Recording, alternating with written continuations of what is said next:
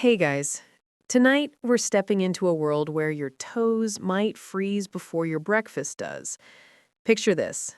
It's a bone-white dawn somewhere in medieval Europe. The year? Let's say the late 1300s, give or take a plague or two. You open your eyes inside a one-room, thatched cottage. The kind that looks cozy in fairy tale drawings, but in reality leaks more air than a broken flute. Your breath puffs out in little clouds.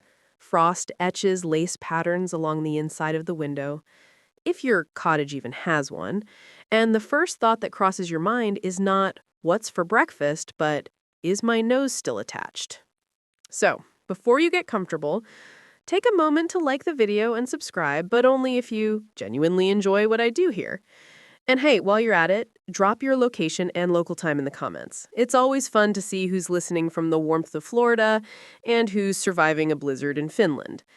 Now, dim the lights, maybe turn on a fan for that soft background hum, and let's ease into tonight's journey together. You lie there, half buried under scratchy wool blankets that smell faintly of sheep and smoke. The straw beneath you creaks whenever you shift, and you're trying to decide whether the icy air sneaking up your sleeves is worth the effort of getting up. Outside, dawn creeps in, slow and colorless. Somewhere, a rooster crows, probably regretting his life choices too. When you finally push yourself upright, the air bites like a scolding ant. The fire in the hearth is a sad little mound of gray ash faintly glowing. You can't see your toes in the dim light, but you can certainly feel the numbness spreading. It's winter in the Middle Ages, and you, poor peasant that you are about to begin another day of not dying from cold. It's tempting to imagine medieval people just getting used to it. But no, cold is cold, whether you're in the 14th century or scrolling TikTok at 2 a.m. with a blanket burrito. The difference is you don't have central heating, or even glass windows. You've got a fire, a drafty roof, and maybe a handful of damp logs if you're lucky. Historians still argue whether peasants deliberately built smoke-filled homes to trap heat, or if the lack of chimneys was just an architectural oversight. Either way, your lungs are definitely working overtime.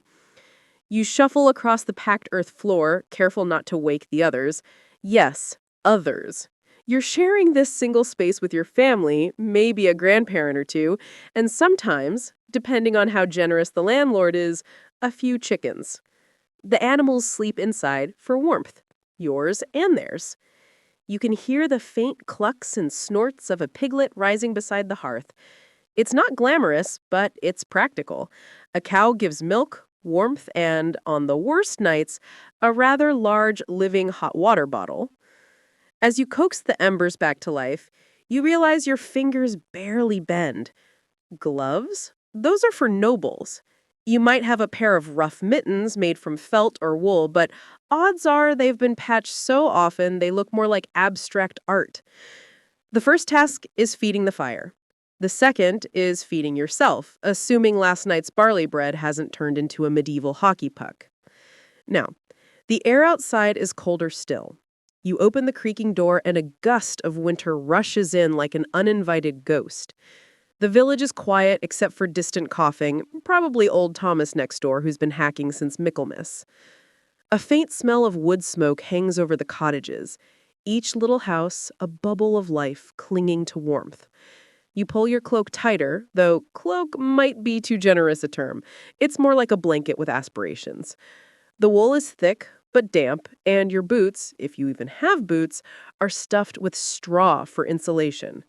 Some peasants even used moss.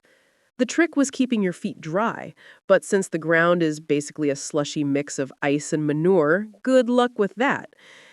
And yet, somehow, people lived like this for centuries. They adapted. They endured. You head toward the small shed that serves as a barn, checking the animals and brushing frost off the hay. There's a rhythm to it all, a quiet acceptance. Survival wasn't heroic, it was just Tuesday. The sun crawls higher, or at least something brighter seeps through the clouds. You start to feel the faintest warmth on your face. The chickens mutter a disapproval as you scatter grain. You can hear the creak of cartwheels somewhere in the distance. Someone's already heading to the Lord's fields, wrapped up like a walking rug. You take a moment to look around. The village is a patchwork of thatched roofs, wood smoke, and stubborn life.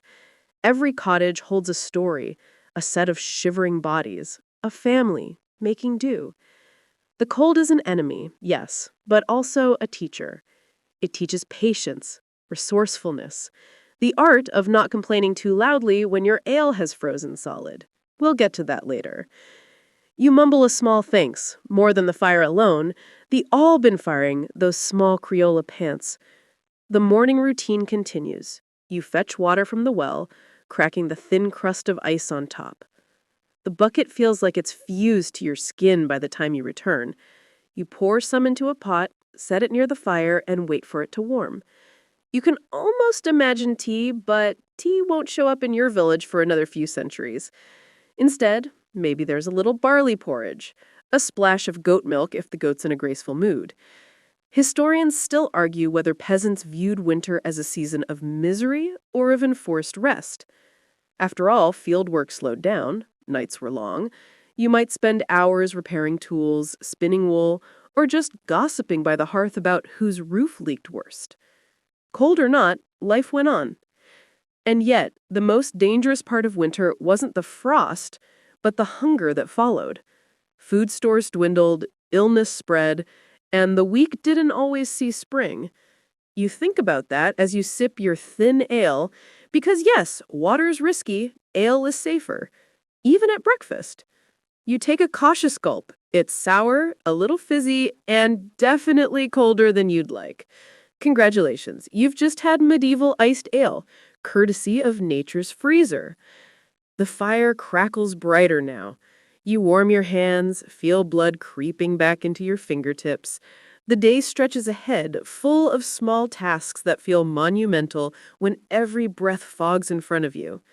The roof might need patching, the sheep might need herding, or maybe you just need to survive until dusk without frostbite.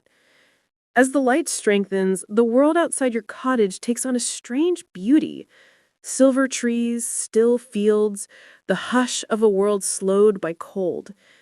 You breathe it in, knowing this is life, raw, hard, and strangely peaceful. The cold doesn't ask your permission, and the sun doesn't promise rescue. But somehow, you keep going. And in the quiet of that medieval morning, you realize this is what endurance really looks like. It's not glorious or cinematic. It's 1,000 small choices, one shiver at a time. The day drifts on, gray and slow, and when evening settles again, you're already thinking of bed. Not the kind of bed you know, no fluffy mattress, no down comforter, not even a real pillow. Your bed is a mound of straw in the corner of the room, topped with a rough linen sheet if fortune smiles on you. This, dear listener, is your ticket to surviving another night of medieval frostbite. You call it a mattress, but that word feels ambitious. Really, it's a straw-filled sack, known as a palliaus. It rustles every time you move, smells faintly of barn, and occasionally pokes you in places you wish it wouldn't. But for a peasant, it's a miracle of engineering, a perfect blend of thrift and necessity. Straw is cheap, abundant, and, surprisingly, not terrible at insulation. You fluff it up, shake out the damp from last night's frost, and pray there are no uninvited guests, fleas, lice, or the occasional mouse seeking warmth. Historians still argue whether peasants changed their straw often or simply lived with the ecosystem forming beneath them. Some records suggest that thrifty households refreshed their beds twice a year, while others hint at once a season or whenever the smell started developing a personality. Either way, you pat down the heap, convinced that comfort is mostly about perspective. As you settle down, the straw crackles like a campfire under your back. Above you, the rafters hum with wind, thatched with layers of reeds bound tight.